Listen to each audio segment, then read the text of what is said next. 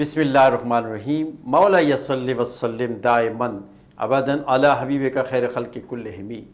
ला तादाद दुरूद सलाम आप सल्लल्लाहु अलैहि वसल्लम पर और करोड़ों रहमतों का नुज़ूल आपकी आल और असाब पर।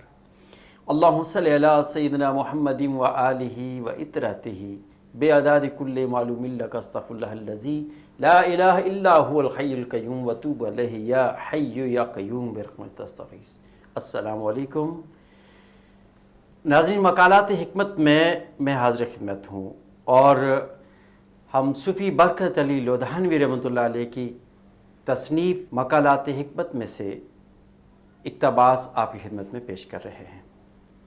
आपने फरमाया कि हम अल्लाह का ज़िक्र और इताअत करने आए हैं, उसका प्रचार करने। हमारा काम दीन इस्लाम की दावत व तबलीग है, ना कि दावत व तबलीग करने वालों पर तनकीद। ये इख्तलाफात फ़ुरूही हैं, बुनियादी हैं।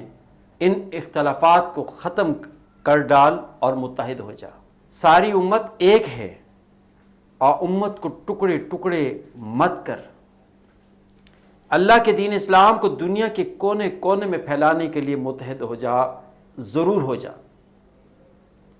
आप फरमाते हैं कि इत्तेहाद और इस्लाम की जान है, इत्तेहाद इस्लाम की जान है और इत्तेहाद का हामी इस्लाम का हामी है और इस्लाम का हामी सही मुसलमान है। दीन के हर मामले में अल्लाह के हबीब सल्लल्लाहु अलैहि वसल्लम की मोहब्बत आपकी रहनुमा हो।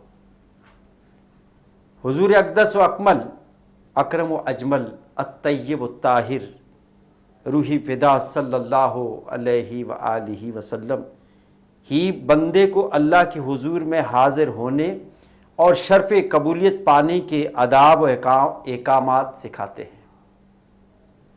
और ये बंदों पे अल्लाह का सबसे बड़ा एहसान है कि उसने अपने हबीब अक़दस सल्लल्लाहु अलैहि व आलिहि वसल्लम को अपनी बारगाह तक पहुँचने की राह का रहनुमा बनाया। सुभान अल्लाह, सुभान अल्लाह। वरना ना मालूम हम कहाँ कहाँ भटकते फिरते।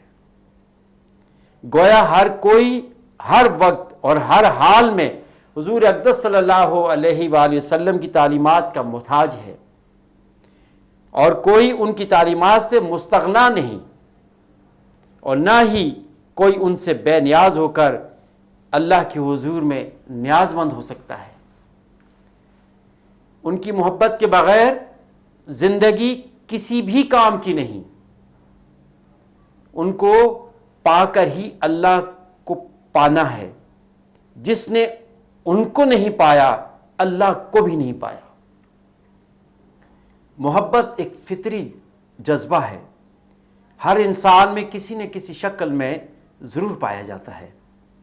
किसी को माल और दौलत से मोहब्बत होती है, किसी को कुदरती मनाज़र से मोहब्बत होती है, किसी को खूबसूरत जानवरों से, किसी को औलाद से, किसी को वालिदैन से। माँ को बच्चे से सबसे ज़्यादा मोहब्बत होती है और बच्चा जब भी कभी तकलीफ़ में मुब्तला होता है तो उसे माँ की मोहब्बत तो शफ़क़त गैर शऊरी तौर पर ज़रूर याद आ जाती है और वो कहता है कि हाय माँ। उसके मुंह से ये बेख्तियार निकल जाता है अगरचे उसकी माँ फौत हो चुकी हो। सरकार दो जहाँ हज़रत मोहम्मद रसूलुल्लाह सल्लल्लाहु अलैहि वसल्लम की मोहब्बत तो वराउल वरा है। मोहब्बत कोई अकली चीज़ नहीं, अल्लाह का पैदा किया हुआ एक लतीफ़ा है जो इंसान के दिल में उतरता है और अल्लाह की सबसे बड़ी नेमत है। मोहब्बत वालों को मिला देने वाली एक कशिश है। मोहब्बत का मकाम इताअत से भी ज़्यादा है। अगर मोहब्बत हकीकी मानों में हो तो इताअत खुद ब खुद हो जाती है, मगर इताअत बग़ैर मोहब्बत नहीं हो सकती। मसलन किसी का कोई नौकर है, वो अपने आका के हर हुक्म की तामील करता है, लेकिन ये नहीं कह सकता कि उसे अपने आका से मोहब्बत है। ये भी हो सकता है कि वो अपने आका के हुक्म पे अमल तो करता हो, लेकिन किसी दूसरे के पास जाकर उसकी बेअदबी भी करता हो। अल्लाह ने एक जगह कुरान करीम में हुक्म दिया اللہ کی اطاعت کرو، اطیعوا اللہ، سورہ النساء۔ دوسری جگہ فرمایا مومن اللہ سے شدید محبت کرنے والا ہے۔ معلوم ہوا کہ اطاعت اور محبت علیحدہ علیحدہ دو مقام ہیں۔ محبت تو دلائل کی بھی محتاج نہیں، پھر جب اللہ کے محبوب محمد مصطفیٰ حضور اقدس صلی اللہ علیہ وآلہ وسلم کی ہو، جن کے متعلق اللہ تعالیٰ نے فرمایا اللہ کا نور ہو گیا دو کمانوں کی طرح، اور اللہ حضور اقدس صلی اللہ علیہ وآلہ وسلم کے درمیان کوئی فاصلہ باقی نہ رہا۔ ناظرین لیں ایک چھوٹا سا بریک، آپ ہمارے ساتھ رہیں۔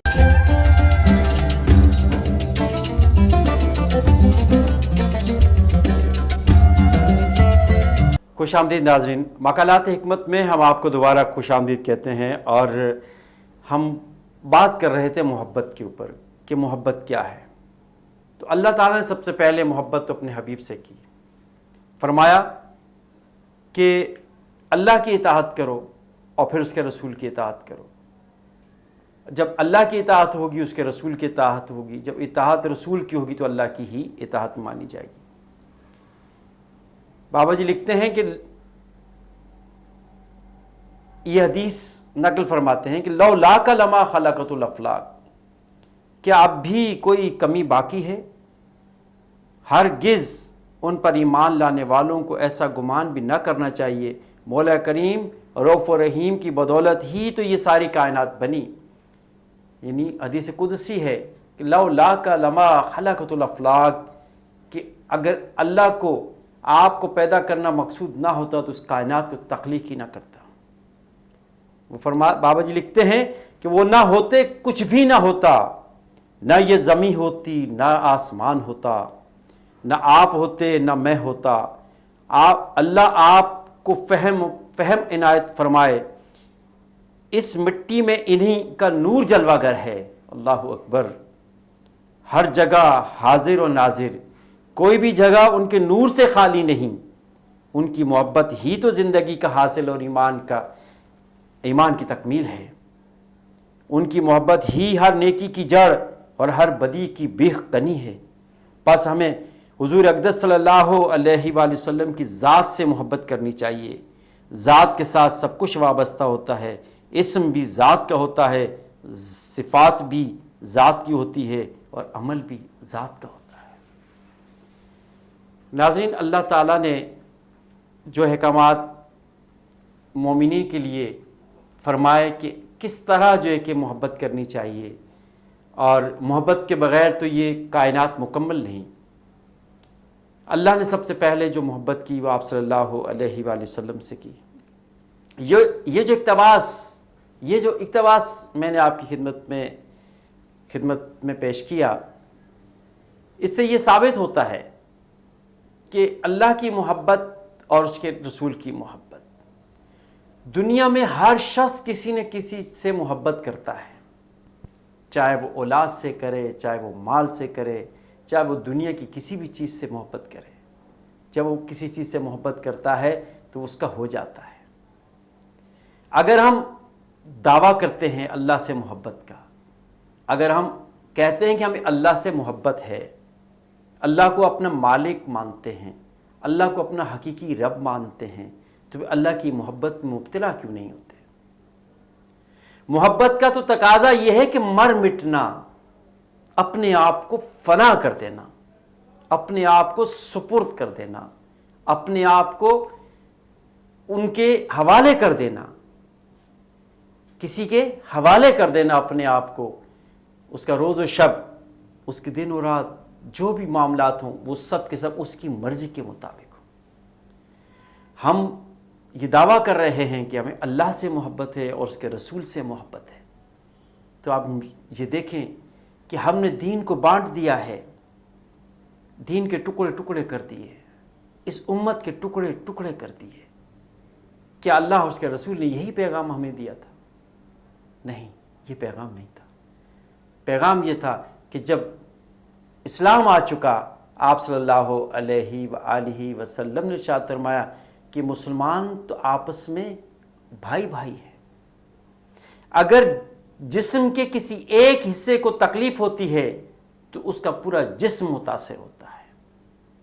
اسی طرح اگر دنیا کے اندر ایک مسلمان بھی تکلیف میں ہے تو دوسرے مسلمان کو اس کی تکلیف ہونی چاہیے۔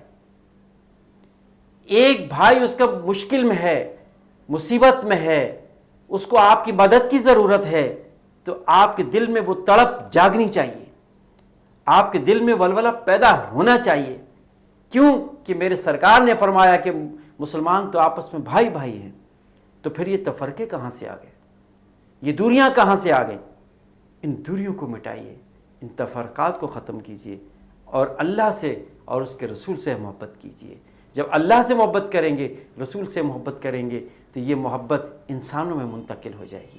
اسی لیے بابا جی نے فرمایا کہ خدمت خلق کرنا، اور خدمت خلق بھی ایسی خدمت خلق کرنا جو بے لوث خدمت، اس میں کوئی دنیاوی فائدہ نہ ہو۔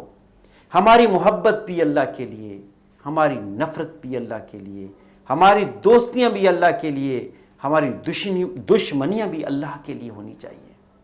اس میں کوئی چیز عائل نہیں ہونی چاہیے کہ جو کچھ بھی ہو اللہ سے، اللہ کی اطاعت میں ہو، اس کے نبی کی اطاعت میں ہو۔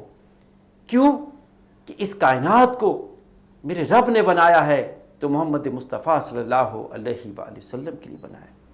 تو وہ حدیث مجھے یاد آ رہی ہے، میں چاہتا ہوں کہ آپ کی گوش گزار کروں کہ جب آپ صلی اللہ علیہ وآلہ وسلم نے جبریل امین سے پوچھا، اے جبریل آپ کی عمر کتنی ہے؟